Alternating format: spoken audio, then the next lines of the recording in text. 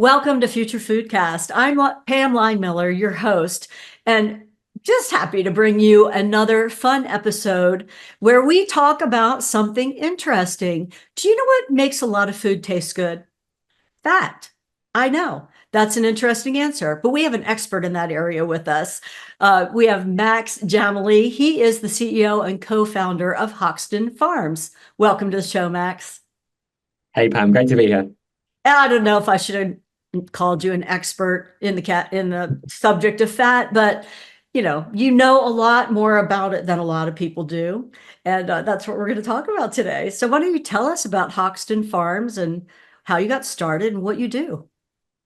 Well, I can think of no better introduction than as an expert in fat, so I'll definitely take the compliment. And indeed, Pam, at Hoxton Farms, we are experts in fat. We grow real animal fat and we sell it as an ingredient to make meat and meat alternatives taste delicious.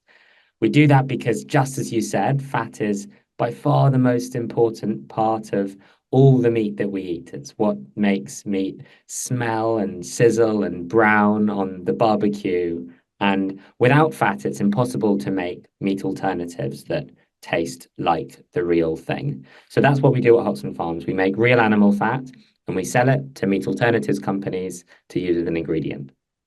Yeah, no, well, because the demand for meat alternatives really is rising, and consumers are trying more and more. And honestly, they're better and better as a product out there in the marketplace.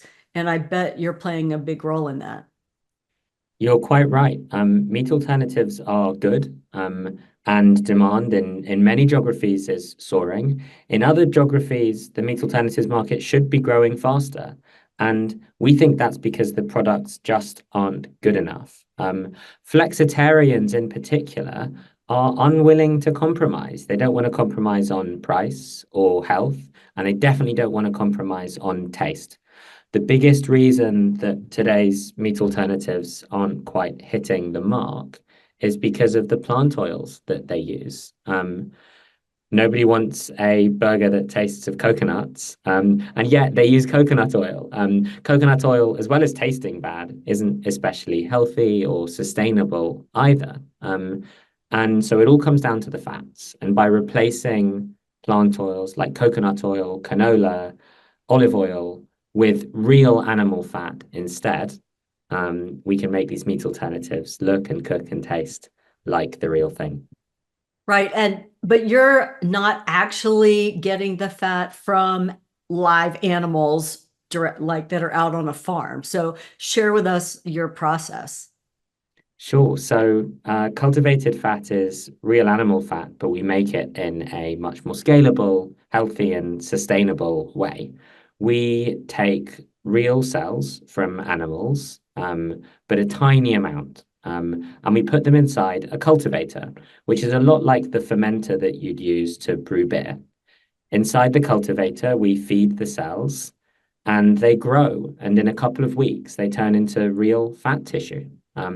They're the same cells that if you left them inside the animal would have turned into fat anyway. Exactly the same process happens inside the fermenter. At the end, we harvest fat, and that's what we sell to our customers. Our first product is cultivated pork back fat. So the cells come from pigs, but you can do the same thing with cows, with chicken, even with fish. Amazing. And a couple weeks is amazing as well, compared with, raising an animal and having that. You can just get the cells from the animal and have them in the cultivator, and then you don't have to keep getting the cells, right? You can Correct. perpetually be able to regenerate. That's just it, Pam. Yeah, the cells grow forever in our facility. So we only have to go to the animal once. We might go back to collect cells from a new breed or a new species or a new part of the animal, because all of those give us different flavor and performance, just like in traditional farming. But once we've taken cells, we freeze them. And to start the process, we only need to go back to the freezer to take a tiny number of cells, not back to the farm. Yeah, that's amazing in itself as far as the sustainability piece of that and being able to just have it self-supporting. But I'm not aware of, worldwide demand and, where is this commercially viable? Like who do you work with?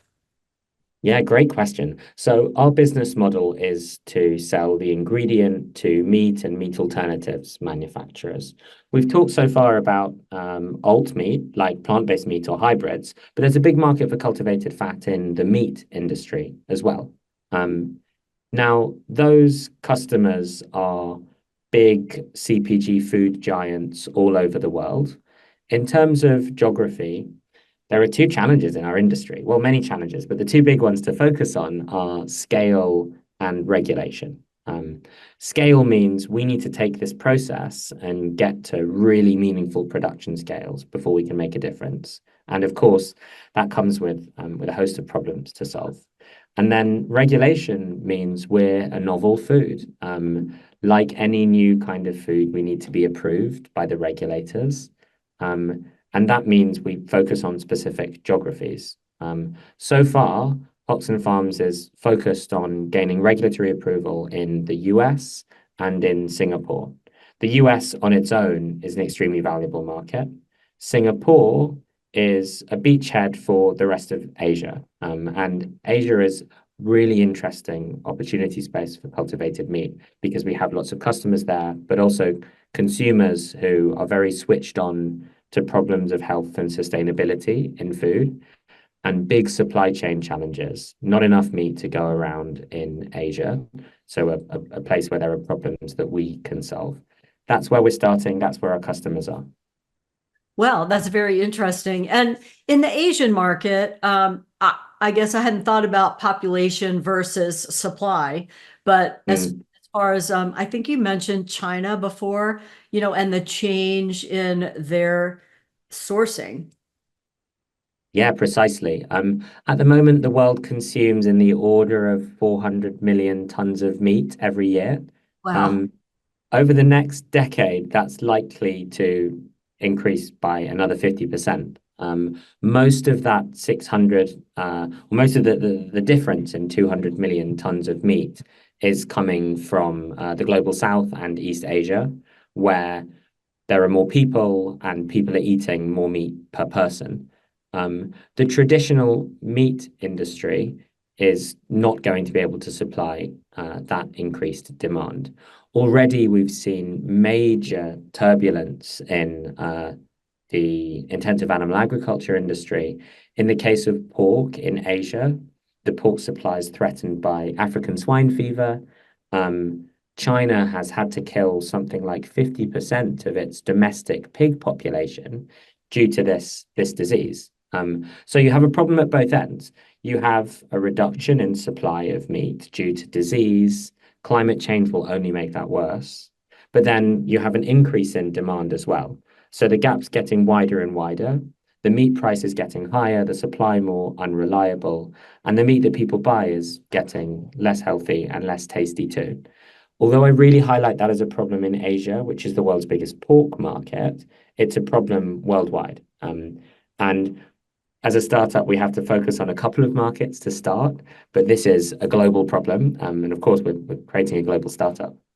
Well, of course, and it's interesting to talk about too the disease that might cause problems in the supply. We don't always think about that Mm. because that would affect, I as a consumer would then be concerned, is this meat safe to eat? Because I don't know necessarily. I mean, there's a big push to know sourcing of products these days, but not all of that is in place as of yet. And so I would be concerned about the safety of what I'm eating. But that's not really concerned with what you're doing and sending to help supplement what's already being produced.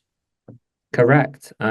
In countries like the US and the UK with very safe food supplies, we're not used to worrying about the supply chain of our food, other than in the odd case where there's a scandal or something.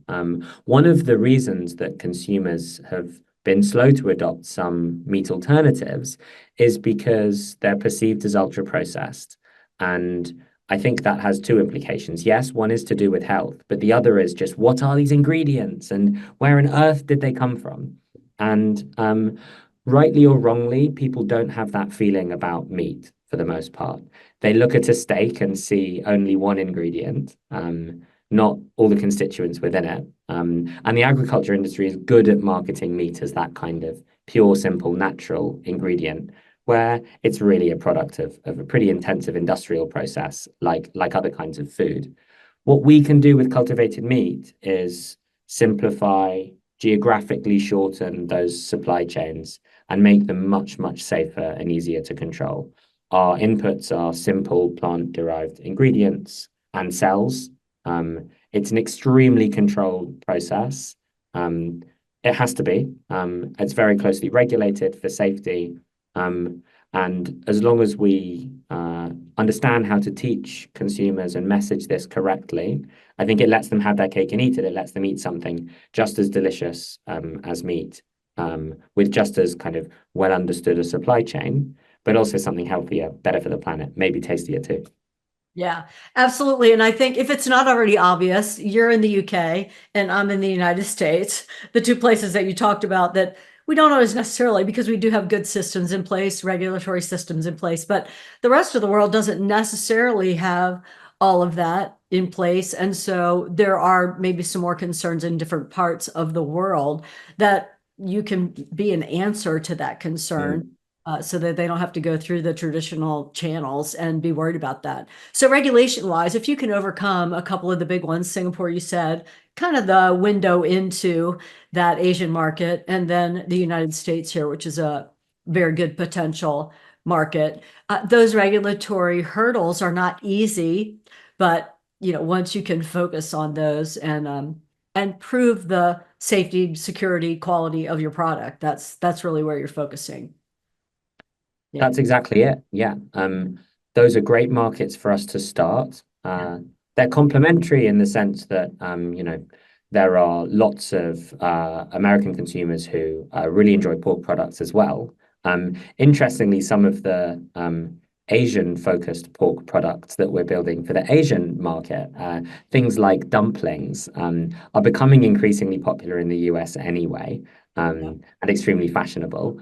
But of course, those markets are just the beginning. Based in the UK as we are, the UK is traditionally the first port of call for new food products in Europe anyway. So we're planning on regulatory approval in the UK. It may take a little longer than the US and Singapore, but we'll proceed the rest of Europe. And then from the UK, of course, we can move into Europe too. Of course. And once, like you said, you break through those initial areas, then it's really open, a lot more open. Yeah. These are proven, and it's a lot easier path from there Mm. on. So, well, I'm just interested in how you even got started with this company with your co-founder. And I love to talk to food entrepreneurs where they have innovative ideas and processes that put in place. They've got a viable product. And I'd love to hear how you got started. And I think a lot of our listeners fall in that category as well. Yeah, for sure. I'd love to tell you this story, Pam.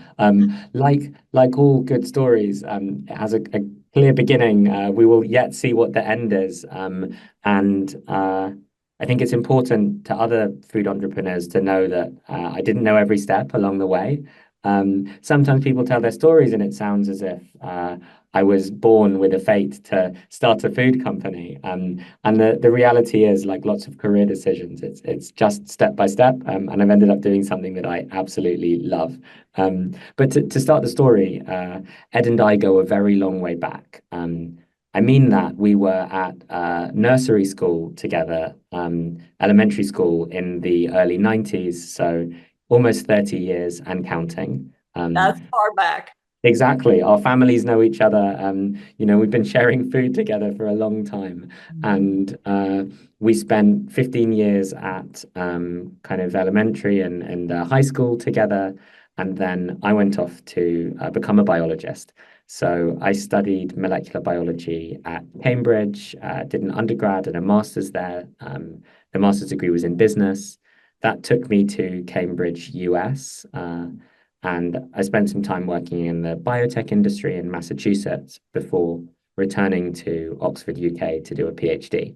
I spent that PhD growing cells for drug discovery. working in a hospital where I always wondered what the cells tasted like, but I was advised against eating them. Um, but after that, I spent some time in venture capital, investing in biotech startups, worked in another future food business, and then in 2020, with Ed, started Hoxton Farms. Ed is a mathematician by background.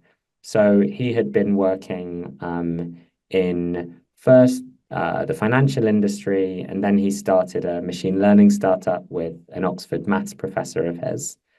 We realized that fat was a really important problem to solve, and that this combination of maths and biology was the perfect set of skills for solving it. Because ultimately, it's a question of cost and scale. And solving cost and scale in a complicated manufacturing process comes down to really big data problems. And that's what machine learning is perfect for solving. And the reason that fat was the place to start is we knew it was such a huge pain point for the meat alternatives that we were eating, for the consumers that we were talking to.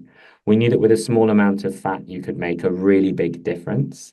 That's to say, at much lower inclusion rates than cultivated muscle, cultivated fat can make a really big difference. And the last thing is that cultivated muscle is really hard to make, but cultivated fat is much more scalable. We know this as humans, unfortunately, that fat grows much more easily than muscle does, and with a lot We less work. heard that firsthand. Yes. Exactly. And the same is true inside our cultivators. So when it comes to cost and scale, fat with the skill set of maths and biology is the perfect start. So that's what got us kicked off in 2020. Interesting. I hadn't thought about how difficult or easy it is to actually grow the particular kind of end product that you want, and that muscle is more difficult than fat. But yeah, we do know that firsthand. That's pretty fun. That's pretty funny that it happens very easily. Well, thanks for sharing that, because it's really fun that now you're on this mission and you've got a viable product and you're working on getting that out there. So that's really exciting. I appreciate you sharing what you're doing and how you got started, and then what the future might hold, honestly, going worldwide. Is there anything else you'd like to share with our audience before we go, Max? Now is a really exciting time for future food.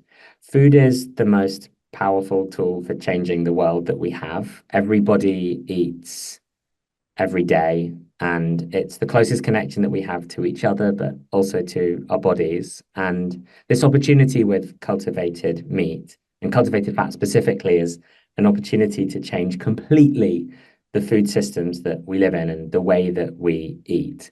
Cultivated fat is scalable, it's healthy, and consumers are ready for it now.